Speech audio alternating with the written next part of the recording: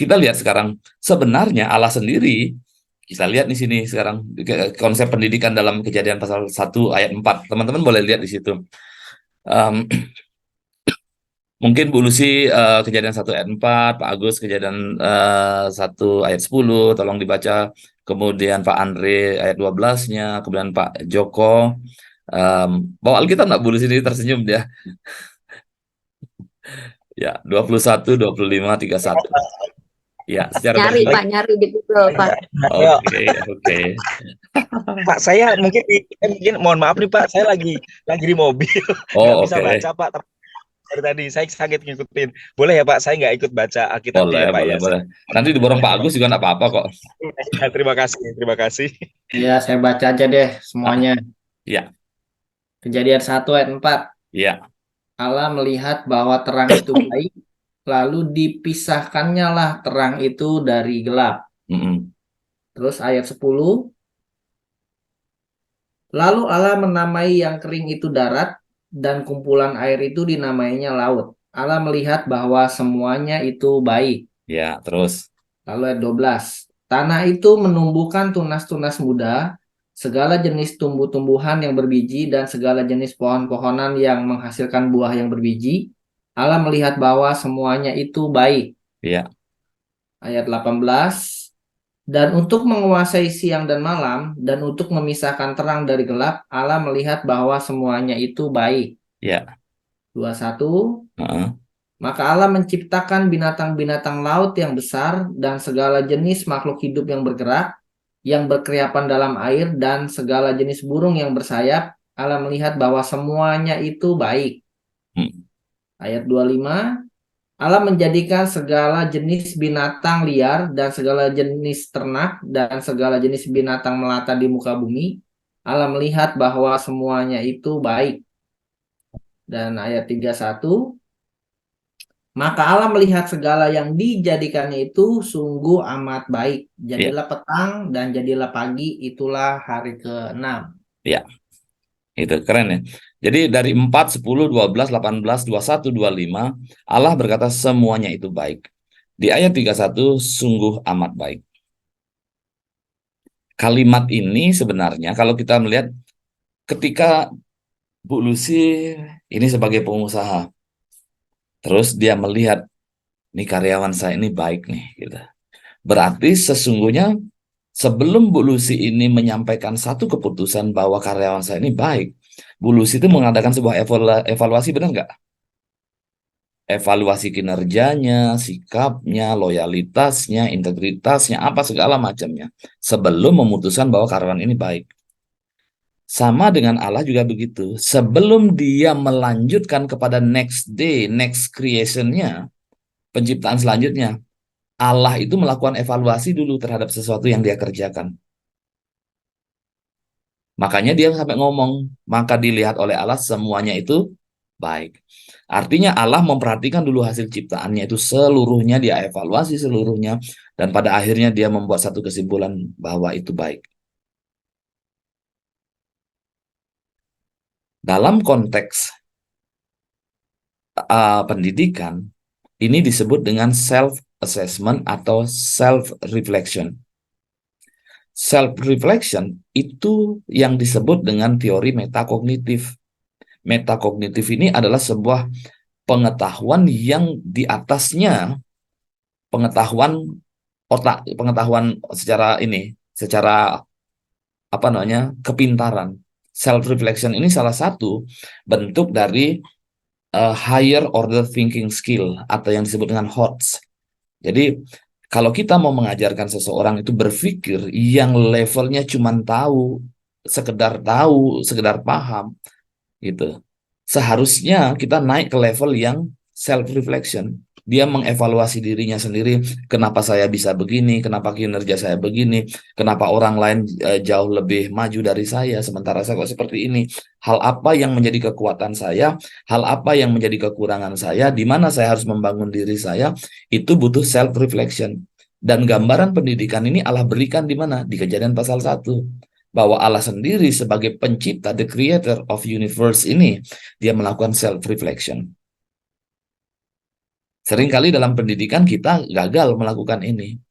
Zamannya kita dulu sekolah, kita tidak pernah diajarkan self reflection untuk menilai diri kita sendiri. Justru kita banyak menilai orang lain gitu, gagal menilai diri sendiri. Jadi kita lebih banyak menyalahkan orang lain daripada menyalahkan diri sendiri gitu. Orang lain bisa menjadi lebih maju dari kita, sementara kita tetap aja aku masih seperti yang dulu katanya Dian Piscesa gitu. Seharusnya gereja juga melakukan self reflection. Hamba-hamba Tuhan melakukan self reflection. Kenapa gereja mengalami kemunduran, gereja stagnan sampai sejauh ini? Harus melakukan self reflection. Kadangkala pencetus ide bahwa kita harus menabur church planting gitu, tapi kita tidak melakukan evaluation ke dalam. Sumber dayanya gimana, persiapannya bagaimana, kesiapan ininya apa, asal ide aja keluar, tapi kita gagal menilai diri. Ini penting bagi kita untuk melakukan. Hal terbaik yang bisa kita lakukan adalah membangun diri kita sendiri dengan cara self-reflection, dengan membangun komitmen secara berkesinambungan dan konsisten dalam hidup kita. Salah satu kriteria seorang leader, ini sini saya jadi malu kalau ngomong leader, ini ada Bu Lucy yang jauh lebih ini superior dari saya soal leadership. Leadership yang baik itu adalah selalu dia self-reflection. Gitu. Misalkan ada sebuah perubahan yang dilakukan terhadap dalam kebijakan sebuah perusahaan atau institusi. Kenapa ini hanya pada top levelnya saja, pada di tingkat bawahnya kok tidak sampai. Ide utama yang disampaikan perubahannya itu seperti apa? Ini nggak nyampe, berarti ada sesuatu yang missing di situ. Maka dibutuhkan self-reflection untuk membangun kembali. Allah itu memberikan teladan seperti itu. Dan kemudian yang kedua, yang kita lihat dari cara Allah memberikan kita gambaran tentang pendidikan adalah learning prosesnya. Jadi ketika Allah belum menyelesaikan, di situ dikatakan seluruh dari ayat ini menyatakan bahwa Allah itu menyelesaikan semuanya itu dengan baik, baru dia melanjutkan ke the next step-nya. Dengan kata lain bahwa begini, mastery learning itu penting dalam pembelajaran. Jangan melanjutkan pembelajaran kepada topik tertentu kalau anak itu belum memahami ini prior knowledge-nya atau kemampuan prasyaratnya atau yang disebut dengan kompetensi prasyarat. Misal begini, anak diajarkan pembagian, perkalian aja dia nggak bisa, tambah-tambahan dia nggak bisa sebagai syaratnya. Perkalian itu apa sih gitu? Perkalian itu adalah penambahan angka yang sama. Misalkan 3 tambah 3 tambah 3, berarti 3 kali 3 kan gitu. Jadi sebenarnya dasar dari sebuah perkalian adalah penambahan bilangan yang sama gitu. Kalau penambahan aja dia belum kelar, belum master, belum menguasai, jangan sekali-kali ajarkan ke perkalian, jangan sekali-kali masuk ke pembagian gitu. Maka dia akan gagal. Lihat Allah juga gitu, mastery dulu dia, selesai di day one-nya, hari pertamanya, baru dia lanjut ke hari kedua. Ketika dia lihat segala sesuatu baik adanya, baru dia lanjut. Segala sesuatu baik adanya, dia lanjut ke the next day. Ketika dia di ayat 31, semuanya itu dilihat sungguh amat baik. Finish. Sampai di sini jelas ya. Wah, Pak Agus ini sudah mulai, ini dia, kayaknya dia mulai ini, terasa ini ada sesuatu yang ini. Kemudian mari kita lihat. Kenapa Allah menciptakan, di situ kalau kita lihat, penciptaan yang ada tuh in order. Kemudian brief, understandable. Jadi kalau kita memberikan instruksi seperti Allah di situ, jadilah ini, jadilah itu gitu. Sangat singkat Allah memberi perintah dan instruksi. Jadilah ini, jadilah itu, jadilah ini. Ketika kita juga memberikan instruksi pada anak-anak, clear harus. Targetnya apa, sasaran yang dia mau apa, kriterianya baik itu apa, itu harus clear. Seringkali dulu saya cuma ngomong diri saya aja. Dulu kami karena kesulitan ekonomi, jadi orang tua saya ini berangkat kerja jam 5 pagi pergi ke sawah, berburu atau kemana saja, jam 7 malam, setengah 8 malam dia balik. Nah, dia hanya memberikan kamu kerjakan ini, kamu kerjakan ini, kamu kerjakan ini. Dia tulis di di pintu rumah. Tapi standar yang harus saya kerjakan seperti apa itu nggak jelas. Ya, pokoknya begitu, kalau dia nggak cocok dengan hasil yang saya kerjakan, dia pukul saya. Jadi kena sabuk kena ikat pinggang kayak gitu, kena kayu itu udah biasa buat saya. Kenapa? Karena orang tua saya tidak memberikan instruksi itu secara jelas, kriterianya apa. Understandable nggak bagi saya? Enggak, dia nggak pernah memberikan itu. Maka dari situ saya kemudian belajar ketika saya memberikan instruksi pada anak saya, harus singkat, jelas, padat, apa yang menjadi target sasaran saya harus jelas ditangkap oleh anak saya. Kriterianya harus jelas bagi mereka. Apa yang menjadi baik menurut pandangan saya ditangkap, seperti itu juga dengan anak saya. Nah, sebagai leader kita juga sama. Ketika kita memberikan instruksi harus singkat, jelas, padat, dan bisa dimengerti. Apa yang kita mau, apa yang kita targetkan itu jelas pada sasaran. Gitu. Artinya komunikasi kita jelas. Yang kita maksudkan A akan ditangkap oleh staf kita A. Yang mau kita sampaikan kepada murid kita A harus ditangkapnya A. Sama. Jadi instruction seperti itu. Jadi Allah itu memberikan gambaran seperti itu kepada kita dalam hal mengajar. Jadi apakah ini kingdom education? Saya tidak tahu, Pak Agus. Kalau Pak Agus nanya ke saya, inilah gambaran realitas bahwa kerajaan Allah itu yang di Kejadian pasal 1 seperti ini. Kemudian, ini kebetulan tidak ada di PowerPoint saya. Kemudian di Kejadian pasal 2, dia ngomong gini, tidak baik kalau manusia itu hidup seorang diri saja. Gitu. Maka Allah menciptakan penolong yang sepadan dengan dia. Lalu Allah membuat Adam itu, laki-laki itu tertidur. Tapi sebelum itu, Allah itu memberikan tugas kepada Adam untuk memberi nama kepada binatang-binatang, kepada ciptaannya dia. Jadi kalau ini hari-hari ini nama-nama binatang dan lain sebagainya, kemungkinan ini adalah warisan dari penamaan yang diberikan oleh Adam. Tapi sesungguhnya ada pesan apa yang Tuhan mau sampaikan di situ? Sebenarnya sebelum Allah itu menciptakan Hawa, Adam ini disuruh dulu memberi nama. Jadi binatang-binatang ini ada di hadapannya si Adam, kemudian dia beri nama. Sesungguhnya di situ Allah itu memberikan proses pembelajaran kepada Adam. Dengan cara apa? Dengan cara direct learning namanya. Direct learning itu ada disebutkan pembelajaran langsung. Pembelajaran langsung, yaitu apa? Adam langsung berhadapan dengan ciptaannya. Yang pertama dia coba bandingkan apa? Dirinya. Tidak. Makanya kan di situ dalam Alkitab dikatakan bahwa tidak ada yang sepadan dengan dia. Kambing ketika diberi nama tidak sepadan dengan Adam. Onta dia ini nggak sepadan dengan dia. Di situ direct learningnya. Jadi Adam diajar secara langsung untuk membuat satu keputusan terhadap dirinya sendiri. Oh ini nggak sepadan dengan nggak sepadan. Dan pada akhirnya Allah membuat Adam itu tertidur dan mengambil dari tulang rusuknya dan menciptakan Hawa. Sampai di sini clear? Jadi jangan takut ketika kita memberikan pengalaman belajar bagi anak-anak kita. Ini yang penting bagi kita. Bagi kita juga yang sebagai di leader, ketika staf bawahan kita membuat satu kesalahan, ada kalanya seorang leader itu akan menengkap, orang ini nggak bisa dipercaya, orang ini nggak becus kerja, orang ini nggak punya integritas, kayak gitu dia mengambil satu keputusan.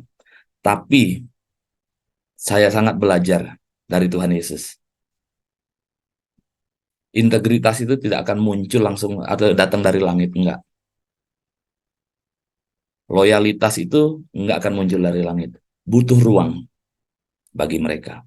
Jadi saat mereka gagal, kita beritahu dia, ini loh, gambaran tentang apa yang sudah kamu kerjakan, seperti ini, tapi saya akan memberikan ruang untuk kamu terus berkembang. Apa perkataan Yesus di dalam Alkitab? Dia ngomong gini, Guru, perempuan ini kedapatan berbuat zina. Menurut hukum Taurat atau menurut hukum Musa, dia harus dirajam dengan batu. Ngomong kayak gitu dia. Menarik nih. Dirajam dengan batu. Tapi Yesus tuh cuek aja. Dan bahkan Yesus tuh menulis di tanah. Dia coret-coret di tanah. Yang pertama mau saya sampaikan adalah begini. Kenapa Yesus tuh cuek? Dan kenapa Yesus itu nggak memperhatikan omongan orang Yahudi. Dan dia lebih fokus pada tulisannya di tanah. Gini. Lihat flashback kepada hukum Musa. Hukum Musa itu kan hukum 10 itu terdiri atas 10 aturan, setengah untuk manusia dan sebagiannya untuk Allah. Yang pertama untuk Allah dan tetapi loh batu itu siapa yang menulis gitu? Apakah Musa yang menulis ketika dia di Gunung Sinai ataukah Allah si pemberi itu yang menuliskan dengan menggunakan jarinya di atas loh batu itu? Kalau kita lihat di Alkitab kita bahwa Allah sendiri yang menuliskan pada loh batu itu dan kemudian memberikan kepada Musa. Dan ketika Yesus menuliskan tangan apa namanya huruf-huruf di atas tanah itu, dia mau memberikan satu bahasa metafora bagi ahli Taurat itu, sesungguhnya yang menulis hukum itu adalah aku sendiri. Sampai di sini paham, Bapak Ibu? Jadi ketika Tuhan Yesus cuek dan dia menuliskan itu di tanah, dia ingin memberi pesan kepada ahli Taurat dan orang Farisi itu bahwa sesungguhnya hukum Taurat itu aku yang nulis. Tapi yang menarik soal ya tadi terkait dengan ruang yang diberikan kepada muridkah, kepada anak, kepada staf, kepada pengerja di gereja dan lain sebagainya. Kita lihat. Jadi Yesus tuh ngomong gini, barang siapa dari antara kalian yang tidak pernah berbuat dosa, hendaklah ia yang pertama kali melempari dengan batu. Dan kemudian Yesus tetap cuek saja. Kemudian satu persatu orang-orang Farisi dan orang-orang ahli Taurat ini mengundurkan diri dari hadapan Yesus dan perempuan yang kedapatan berbuat zina itu. Kemudian Yesus ngomong terus ini, loh di mana mereka? Gitu. Oh mereka sudah pergi Tuhan, gitu. Sudah pergi guru, dia ngomong kayak gitu. Berarti secara tidak langsung orang-orang ahli Taurat dan orang Farisi itu mengakui bahwa dirinya sendiri tidak layak untuk merajam dengan batu. Tetapi di situ ada satu pribadi yang tidak pernah berbuat dosa, yang tidak pernah berbuat salah, yang berhak melakukan rajam itu sendiri, yaitu Yesus. Dengan perkataan Yesus, barang siapa dari antara kalian yang tidak pernah berbuat dosa, hendaklah dia yang pertama kali. Di situ ada satu pribadi yang tidak pernah berbuat dosa, yaitu Yesus. Artinya, pada saat itu yang berhak untuk merajam wanita itu adalah Yesus sendiri. Tapi lihat perkataan Yesus. Gitu. Di mana mereka? Sudah pergi, guru. Jawabannya Yesus itu menarik, aku pun tidak menghukum engkau. Pesan yang kuat yang dia sampaikan adalah, mulai hari ini jangan berbuat dosa lagi. Nah, itu adalah guru yang ideal, orang tua yang ideal, gembala yang ideal, apapun lah kita. Ketika anak-anak kita, siapapun dari antara kalian yang berbuat salah, beri ruang dia. Tetapi pesannya adalah jangan lakukan kesalahan yang sama. Orang bodoh itu adalah bukan orang yang tidak pernah berbuat salah. Orang bodoh itu adalah udah tahu salah, tetap diulangi salah. Itu baru bodoh namanya gitu. Udah tahu di tikungan ini kecepatan 80 pasti jatuh. Ah masa sih jatuh, coba lagi deh naik sepeda motor gitu, diperbaiki dulu motornya, dia ngebut lagi dengan kecepatan 80, jatuh lagi di situ, jatuh lagi di situ, itu namanya orang bodoh. Jadi bagi saya orang bodoh adalah orang yang sudah tahu sesuatu yang salah, dia ulangi secara terus-menerus, itu adalah orang bodoh. Tapi kalau orang berbuat salah dan ketika dia menyadari kesalahan dan dia memperbaiki diri, itu bukan orang bodoh. Oke, sampai di sini. Ya ini Bu Lucy kayaknya dia yang jauh lebih jago lah soal ini, karena dia sudah inilah. Kalau saya mah kan Pak, saya mau bertanya nih. Iya, silakan. Boleh ya, Pak? Boleh. Ya, iya. Tadi kan saya tuh dengerin tadi bahwa Tuhan itu poinnya adalah Tuhan membutuhkan waktu dan ruang untuk segala penciptaannya karena dia berada di luar waktu. Ya. Karena namanya waktu itu kayak time is slice of eternally gitu ya. Ya. Jadi Tuhan tidak bisa bekerja di dalam tanpa sebuah ruangan dan tanpa sebuah waktu. Nah, yang saya ingin tanyakan kan dia sudah memperkenalkan waktu ketika dari kejadian ya, hari pertama, hari kedua dia menciptakan ini, menciptakan itu, kemudian dia sendiri membutuhkan kayak suatu perhentian, suatu istirahat gitu ya di hari yang kita ya kalau kita baca di yang ketujuh gitu ya, di hari Sabat. Nah, lalu yang saya ingin tanyakan nih Pak, waktu masa vakum 400 tahun itu Tuhan tidak melakukan apapun, apakah itu maksudnya kalau penafsiran para teolog itu bagaimana ya Pak ya? Maksudnya tidak ada aktivitas di sana, vakum, berdiam diri, kemudian membiarkan ciptaannya tuh maksudnya berjalan sendiri. Mungkin saya nggak ngerti apakah ada aturan di sana atau enggak gitu ya. Karena kan kita sendiri kan sebagai orang Kristen kan, sebagai orang percaya di sini tuh mengadopsi sebuah pengajaran, sebuah agama yang latar belakang budayanya tuh ya kalau Yahudi itu ya agama, ya budaya, ya kemudian tata cara hidup yang kita adopsi sampai hari ini. Nah, kemudian tadi kan Bapak juga bilang Yesus sebenarnya Yesus sendiri yang menuliskan kitab Taurat gitu. Tapi ada sedikit ketidakkonsistenan di sana ketika kemudian Taurat itu hukum Musa itu berhenti di zaman Yohanes ya kalau nggak salah itu kemudian memperkenalkan masa kasih karunia gitu. Nah itu bagaimana tuh Pak? Ini Oh, maaf ya saya bertanya. oh sorry gini, sorry sorry. nggak apa-apa. Ya, Saya koreksi thank dulu you. ya. Saya koreksi dulu. Sabat itu bukan untuk Allah loh ya. Sabat itu untuk Ya, manusia. Sabat itu diciptakan untuk manusia. ya. Ah, kemudian kalau itu yang tadi 400 tahun itu dari kitab Malaki sampai ke kitab Matius itu ada 400 tahun jeda seolah-olah berdiam diri, Allah itu berdiam diri. Sebenarnya tidak demikian.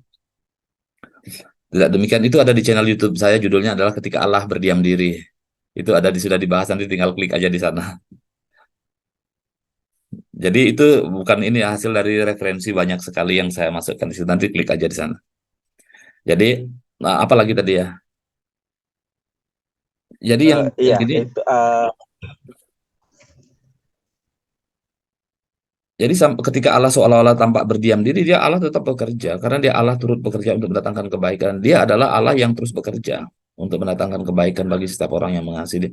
Jadi ketika dia seolah-olah berdiam diri, bukan berarti Allah itu diam ongkak-ongkak kaki, enggak begitu. Enggak begitu. Coba aja nanti klik di channel YouTube saya nanti ya. ya Pak. Nanti saya lihat Pak. Di episode Oke. berapa ya Pak itu biar Oh, klik gampang aja nanti. nanti ketika Allah berdiam diri gitu aja, nanti pasti muncul punyaan saya, pendidikan Kristen. Klik follow, share.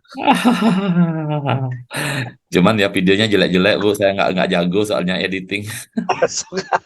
Karena bikin Boleh konten nih. bikin konten sendiri, kemudian materinya sendiri, referensinya dari berbagai sumber, itu cukup menyita waktu. Karena saya ketika ingin memberikan sesuatu itu nggak cuman apa namanya asal ya asumsi saya lah yang seperti itu, tapi mari kita sama-sama melihat lebih dalam Alkitab kita itu seperti apa. Itu sebenarnya yang menjadi beban saya ketika saya memilih satu materi tertentu. Jadi cukup berat buat saya ketika mempersiapkan. Apalagi kemampuan editing video saya tidak bagus. Sekarang kan ada AI. AI itu memang membantu sekali, tetapi kan mereka berbayar untuk bisa ini. Ya, memang kita dibantu jauh lebih mudah. Nah, di situ kita ketika saya udah mulai editing video, udah masuk video, semua udah tampilannya bagus. Ketika kita download harus bayar gitu. Ya sama aja kan juga gitu. Tapi mau akan dibatalkan Pak Bill Gates udah ketemu sama para elit global karena mereka pun seperti kecolongan menciptakan AI. Oh iya. Jadi ya saya baca AI itu udah baca sih bukunya, termasuk dari aspek militer, aspek bisnis dan lain sebagainya. Itu sudah saya baca. Cuman ya saya memang karena saya tidak ahli di bidang itu, saya belum mengangkat itu ke ini ke apa ke channel YouTube saya. Tapi saya menggunakan AI kok. Misalkan begini, kalau teman-teman mau buat latar belakang penelitian, masuk aja ke AI. Nanti dia misalkan judulnya seperti ini, dia akan buatkan outline-nya. Bab satu latar belakangnya apa saja. Saya baca itu semua, tapi tidak saya telan mentah-mentah. Jadi ada hal-hal tertentu yang harus saya skip, ada yang saya harus tambahkan. Jadi saya cuma untuk mendapatkan gambaran aja tentang apa namanya latar belakang tentang judul tertentu kayak gitu. Jadi saya tidak alergi dengan AI. Anak-anak saya juga saya ajarkan semua AI. Tapi saya tidak anggap memang dalam channel YouTube. Nah, saya ini close dulu di sini. Saya akan masuk ke ini ya Bapak dan Ibu ya.